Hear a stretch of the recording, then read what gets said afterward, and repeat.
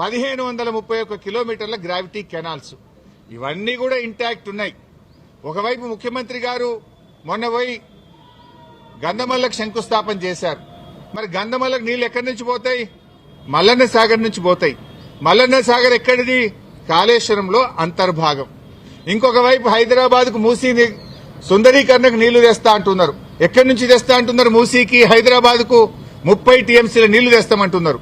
మల్లన్న సాగర్ నుంచి తెస్తామంటున్నారు. మల్లన్న సాగర్ ఎక్కడిది? కాళేశ్వరంలో అంతర్భాగం. అంటే ఇంత స్పష్టంగా ఒకవైపు ప్రభుత్వమే కాళేశ్వరం మీద ఆధారపడి హైదరాబాద్ కు 30 టీఎంసీల నీళ్లు తేవడానికి టెండర్లు పిలుస్తుంది. ఇంకొక వైపు మల్లన్న సాగర్ మీద ఆధారపడ్డ గంధమల్లకు టెండర్లు పిలిచి ముఖ్యమంత్రి శంకుస్థాపన చేస్తారు.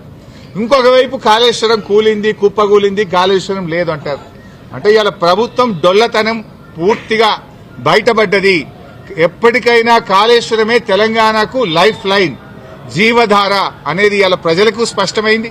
కమిషన్ ముందు కూడా చాలా వివరంగా అన్ని కూడా మేము ఏది నోటి మాటగా చెప్పలే, విత్ డాక్యుమెంటరీ ఎవిడెన్స్, సాక్ష్యాధారాలతో సహా గత ప్రభుత్వంలో తీసుకున్న నిర్ణయాలు, సిడబ్ల్యూసీ రిపోర్ట్లు, వ్యాప్కోస్ రిపోర్ట్లు, కేబినెట్ నిర్ణయాలు అన్ని కూడా ఆధారాలతో సహా కమిషన్ కోరిన విధంగా మేము సబ్మిట్ చేయడం జరిగింది.